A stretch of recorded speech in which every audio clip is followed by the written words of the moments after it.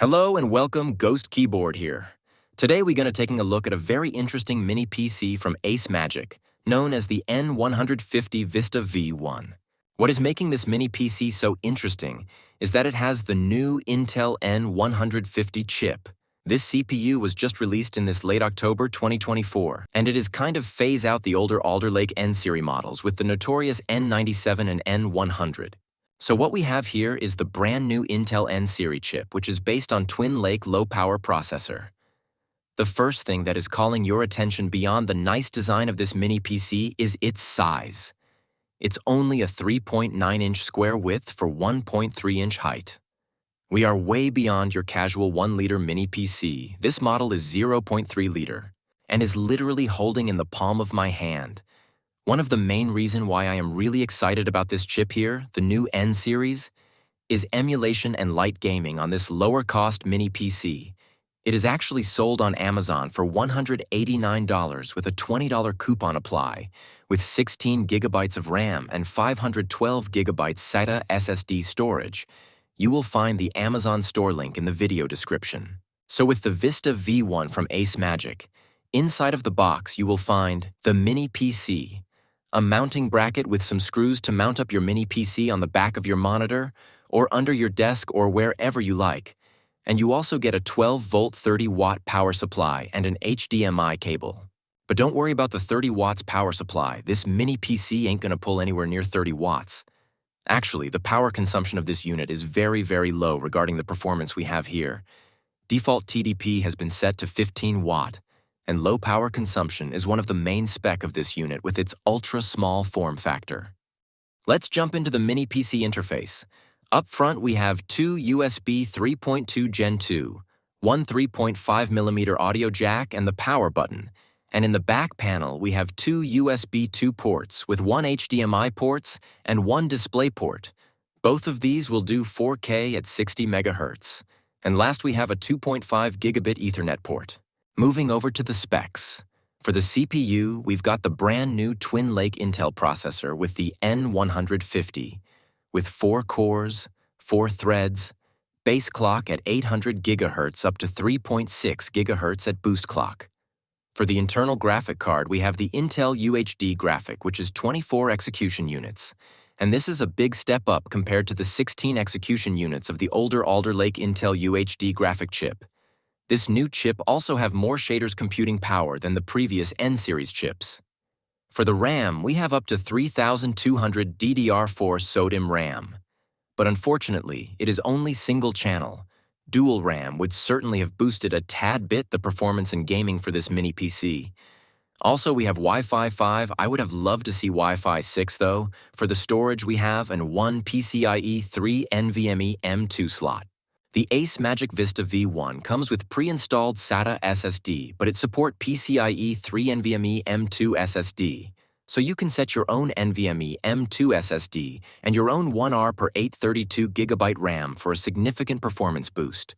I appreciate the design of this AceMagic mini PC model with its sleek metallic body. It's so much better than your casual blend black plastic body mini PC model. I mean, unless you mount your device under your desk, your mini PC is going to be in your field of view all the time, so it'd rather be pleasant to the eye to contemplate. Let's move on to the temperature. Again, AceMagic did a great job with the cooling system and noise level. I was thinking for a moment that it was a fanless unit as I couldn't hear any fan noise during benchmark. The dual-side air vent combined with the bottom exhaust fan are efficiently dealing with heat dissipation here with OBS running in the background. We are at 50 degrees Celsius. Idle power consumption is at 6 watts. Max power draw recorded is 11 watts. Keep in mind that max TDP was set to 15 watts, which is the sweet spot for this unit. Adding any more wattage to this chip won't help out to achieve any significant performance boost except in benchmarks, as we kind of already max out this chip cores at its max clock speed at 15 watts, and it would defeat the low power consumption profile of this unit. Browsing the web with the N150 is pretty fast. We'll just head over to AceMagic website real quick. Pages are loading very quickly for such a low-end CPU. I've gotta say, for what we have here, and the price of this mini PC, we have a very nice little setup. The AceMagic Vista V1 is only available on Amazon at the moment. It hasn't been released yet on AceMagic website, but it won't be long before it lands on this listing.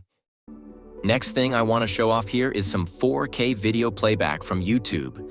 So here the video playback is set to 4K at 60 MHz display. Note that OBS is running in the background and still net browsing, and video playback at 4K are not affected. What is holding me back here to go back and forward in the video timeline is my 100 megabit internet speed. Buffering ain't fast enough to allow me to go fast forward. Anyway, playback is super fine at 4K. Not really a surprise, as older Alder Lake processor could do also 4K. Next thing I wanted to do is check out a couple's benchmarks. First in the list, we start with GeekBench 6. We scored 1,241 points in single-core test and 2,000 points in multi-core test, 932 points at multi-cores test. So these scores might not look impressive for those of you whom are working with a much more powerful CPU, but for a lower-end chip running on such low TDP, these scores must be put in perspective. I am sure that with a higher RAM spec, we would have increased our score by at least 10%. I'm quickly showing you now with HWmonitor that we had reached top TDP at 16 watts and top boost clock at 3.6 GHz. Now we're moving over to some 3D Mark Bench and look at Night Raid, and we scored 5,812 point at graphics score and 3,354 point at CPU score for an overall 5,236 points. We are definitely not going to win an eGPU competition award with those results. But this is a synthetic test, and now I want to show you how this processor is handling light gaming in the real world, and then we'll be moving over emulations. A place where this mini PC model is really shining. So we start here at 720p with Bioshock 2 Remastered, 15-watt TDP. Low CPU usage on this title allowed me to capture this game run with OBS running in the background, without losing too much resources that could have badly affected the FPS. Here we can see that the extra 200 MHz clock of the IGPU compared to the oldest N150 model is helping a lot to run this game. We are reaching the max 1000 MHz frequency on this newest IGPU. Not quite 60 FPS, but running this kind of oldest AAA game on this low-spec mini PC is quite amazing.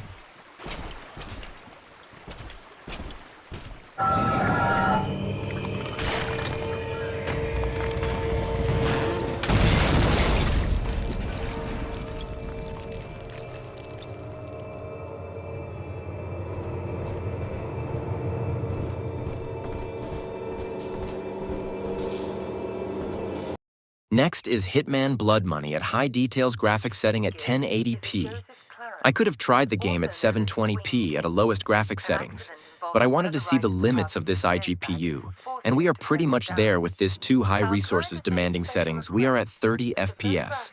Game should be run more smoothly at a lowest resolution. I don't know. Yeah, sure. Whatever you want. That's good. It doesn't sound sincere, but it's good. 'Cause you're... Help! Help me! Help! Help me! Next PC game is Dirt 3 at 720p. Game is pretty easy to run, and we get easily above 60 FPS with some very decent graphics setting. Gameplay is very enjoyable. The only difficulty I had was running OBS without corrupting the recording because of the lack of available free CPU resources.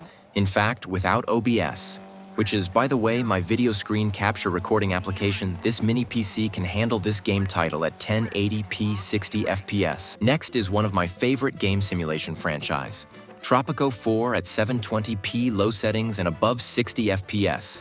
You will have no issue playing those old title simulations games like the Tropico franchise titles, or Sid Meier's Civilization games, even old Valve-sourced games like Half-Life or Portal titles. Keep in mind that I am running OBS and MSI Afterburner in the background to capture those game runs.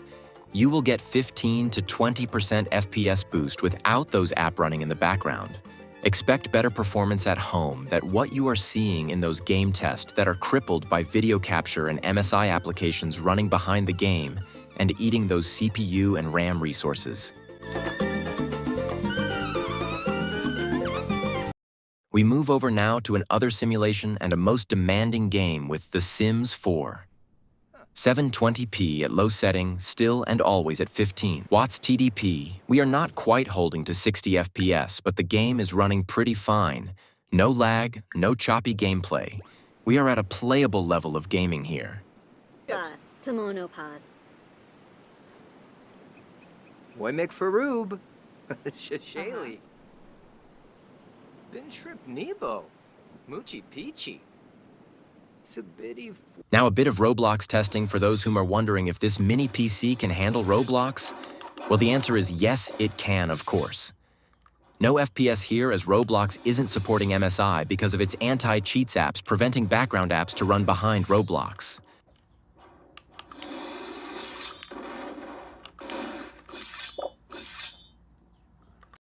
So before moving to the emulation chapter, it's worth reminding that this mini PC isn't going to make the cut for AAA gaming, but light PC gaming on old titles is definitely listed in this mini PC ability. Now we are moving up where this mini PC is shining the most. Emulation. And please, if you are still watching this review and appreciated it, please take a moment to give this video a push with a likes or a comment or subscribe to the channel. Thanks you. We start here with RetroArch Neo Geo MAME game at original display with King of Fighters 99. I will review the 16, 32, and 64-bit console very quickly, as it's not a mystery that this new Intel N150 chip can emulate those console games with ease, even with the most heavy RetroArch shaders like CyberLab combined with bezel shaders. We have more things to learn on how this mini PC can handle 6th gen and 8th gen console like the Sony PS2 or the Nintendo WII-U. Here is Castle of Illusion from Sega Genesis. I want to mention that RetroArch is fine on running these first-gen console, but RetroArch does consume extra resources compared to single dedicated emulator. Starting from DreamCast RetroArch, combined with MSI and OBS, was bottlenecking the gaming performances. Moving out from RetroArch layer to direct emulator like Flycast was a big performance boost, and allowed me to video capture the game run without compromising 60 FPS average. Checkpoint! 100, medium right, medium left. Also, I want to point out that those light gaming and emulation games would run much better on Linux OS. Linux Batasera is doing wonders with emulation console.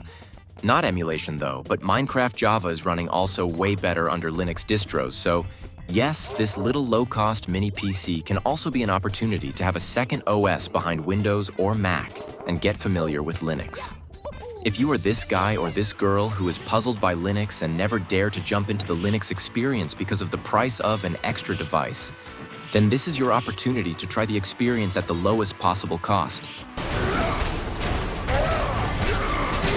Okay, now we are heading to graphically advanced console emulation. Here's Sony PS1 God of War on PPSSPP emulator. Here I am using Xbox Game Bar to monitor the FPS as MSI. Afterburner does eat more hardware resources. Anyway, hardware data is showing that even while running the emulator through RetroArch, none of the hardware sensor is reporting high percentage usage. CPU, RAM, and even GPU usage aren't close to maximum usage. We are at a locked 60 FPS, and this is what you want to see.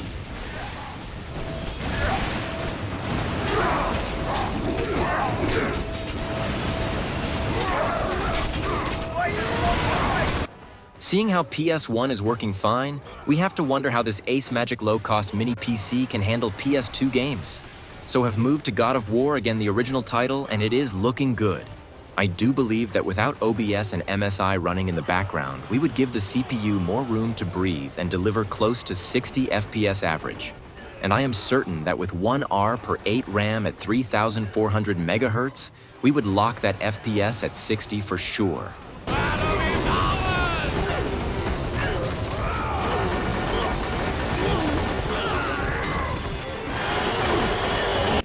The next 3 Nintendo emulators, the Wii, the GameCube, and the WII-U, are definitely a strong argument to get your hand on this mini PC. It's definitely worth it if you are interested in these 3 gaming consoles. So we start with Mario Galaxy with the Dolphin emulator and Better Joy app to emulate the Wii console nunchucks. We are not at a locked 60 FPS, but we are in the zone. I would repeat myself again, just like God of War on PS2. 60 FPS lock is possible with background app closed. We haven't talked about temperature under load yet, so let's take a moment to address the temperature. So as you can see, we are below 70 degrees Celsius with near maximum TDP. So we can say that temperatures are fine under load and you can't hear it. But this mini PC is quiet. No annoying turbojet spinning fans like, it's just quiet.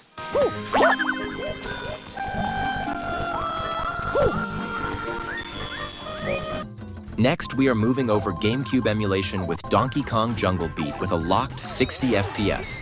And I have to say that I'm impressed by the performances of this brand new low-end Intel CPU. 60 FPS, 60 degrees Celsius cool temperature, 11 watts power consumption. What else?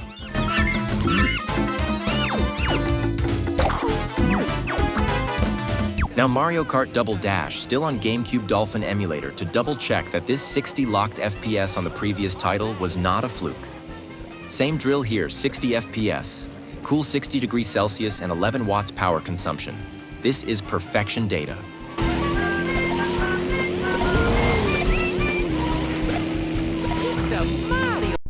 Now we are finishing this review with Wii-U emulation with Mario 3D World in CMU emulator. Here again, 60 locked FPS with a bit higher temps and higher power consumption. We are just a tad bit below the maximum capacity of this mini PC. I did have tried the Nintendo Switch emulator, but it wasn't working. Wii-U emulation is the limit of this mini PC, but there are quite a good numbers of Nintendo Switch titles that were released on the Wii-U, just like this very title.